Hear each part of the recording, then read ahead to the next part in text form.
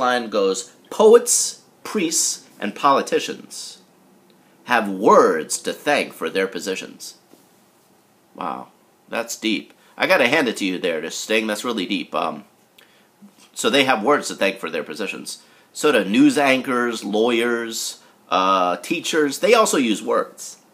It's called language. Now the question, why do birds suddenly appear every time you're near, is answered by the phrase, just like me, they long to be close to you. So the implication here is that birds just hang around good-looking people. Now, I'm no ornithologist by trade, but I've noticed that birds pretty much hang around people if you feed them, if you toss them breadcrumbs. Now, I don't think they hang around good-looking people. I don't think they care about looks. It's not like birds are aesthetically, interested. They're not aesthetes. They care about feeding themselves. And frankly, they're hungry motherfuckers. So they're constantly eating. I read this song of love and special things. Now, what the hell is a special thing? It sounds like something a mafioso might say to his Uncle Sal. Hey, salute to special things. Special things. And what is special things anyway? It's kind of generic.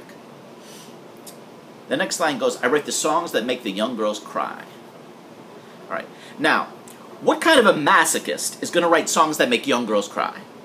All right? What kind of an evil guy, what is Manilow, what is he trying to do here?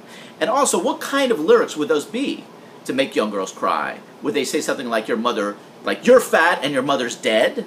Are these the kind of lyrics? Your butt is mine, gonna take you right. This song is about a gang, so I assume this is Michael Jackson's attempt to do some tough trash talking. It just sounds more like a sexual come-on, though, doesn't it? Your butt is mine, gonna take you right. It sounds like if you showed up on an all-male cell block, that'd be the first line you'd hear once you went into your new jail cell from your roommate. Your butt is mine, gonna take you right. So it sounds more like if that were projected at me, I would then be on the receiving end of some supposedly very pleasurable anal intercourse. Now that we've established that we're all dust in the wind, what the hell are we supposed to do with that information? I'm dust in the wind. Okay. I mean, what's the point of doing anything in life if we're just dust in the wind? I mean, really, if we're as insignificant as that, why get up in the morning? Why do anything? What does it all mean? I mean, why should I use underarm deodorant if all we are is dust in the wind? Why do I need to pay money to buy something that's going to make my armpits smell sweet if all we are is dust in the wind? The song really doesn't go into that. It doesn't really explain, then how to live life to the fullest if you're just dust in the wind. It just pounds over your head. Oh, there's dust in the wind. Everything is dust in the wind. People around me are dust in the wind. We're dusty people. It's just the same point made over and over again ad infinitum. It's interesting to note that the woman in the song listens to him strumming out her pain, but doesn't think to leave the room. I mean, most people who attend concerts, they walk around, don't they? They walk around, they go to the concession stand, they buy a t-shirt. I mean, this woman could have just tactfully made her exit once she heard that he was singing about her, couldn't she? She could have left the area. She doesn't have to endure that kind of strumming pain. She doesn't have to.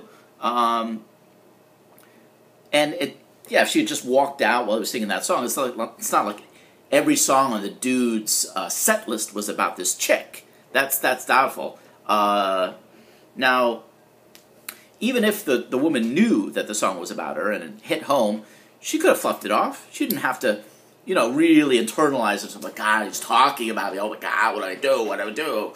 She could have just said, wow, that chick in this song sounds like a hot mess, doesn't she? Thank God.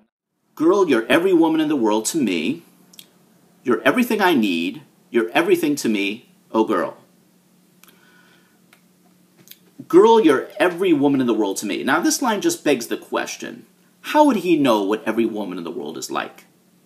I mean, even Wilt Chamberlain, who supposedly bedded thousands of women, wouldn't be able to tell you what every single woman is like, would they? So how can this guy? And then, let's say he did know. Let's say he had experience with every single woman in the world. And then was telling this girl, well, you're every woman in the world to me. That just means she's generic. Like, she is an amalgamation of all the women, but she doesn't stand out in any particular way. So that's kind of an insult. The next line goes, you're my fantasy. You're my reality. Now, how does this make any philosophical sense? You're my fantasy. You're my reality. I mean, that would be like her standing in the room and this guy fantasizing about it. And you light up my life. You give me hope to carry on. You light up my days, and you fill my nights with song. So this person lights up her life and fills her nights with song. Basically, this guy's like a musical flashlight. I mean, she could have gone to the sharper image and gotten like a product that would have done that. She didn't need this guy. She's been to paradise, but I've never been to me. Been to paradise, and I've never been to me. That sounds deep, but let's say I went to a therapy session. I went to my shrink, and I said, you know, Doc, I've been to paradise, but I've never been to me. He would probably look at me like I was crazy and probably, most likely, lose complete control of his bowels. Because that statement is absurd. What do you mean, I've never been to me? You know, I mean, Jesus Christ. I mean, what's a good response to that? Well, I mean, who the fuck wants to go to you? I mean, after hearing this song and these stupid lyrics, frankly, I'd rather go to somebody else. Till the one day when the lady met this fellow. What are we, in the 40s? This lady met this fellow? Like we refer to each other like that? And they knew it was much more than a hunch. That this group would somehow form a family.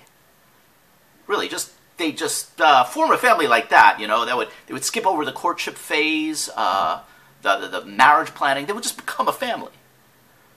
That this group would somehow form a family. That's the way they all became the Brady Bunch.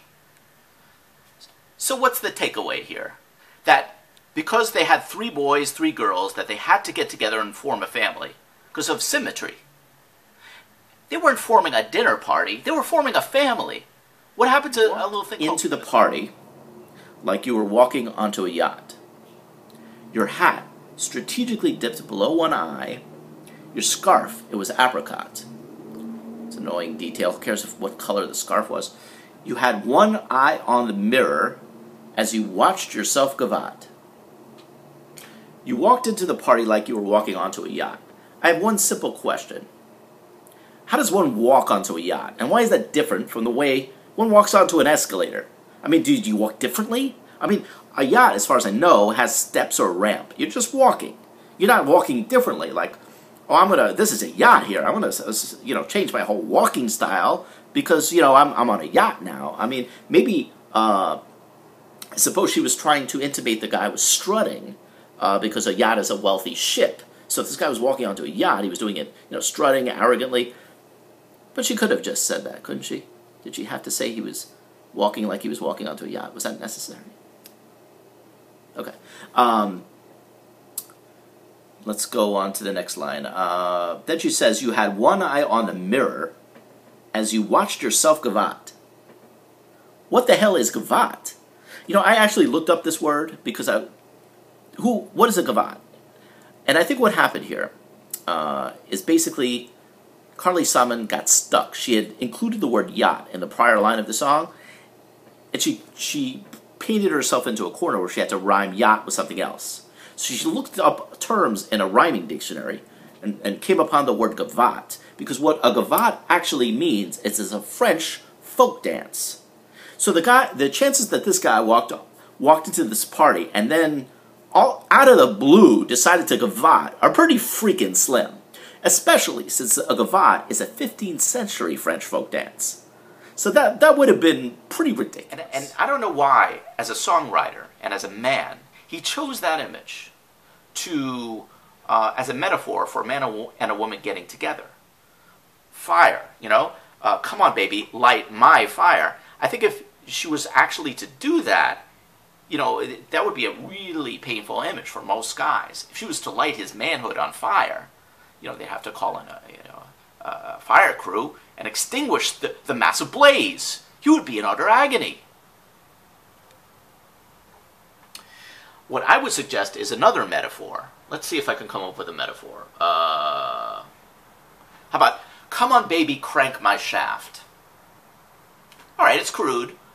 Fits in with the meter of the song. Come on baby, crank my shaft. You know, I mean, it's less painful to think of cranking a shaft than lighting something on fire. Okay.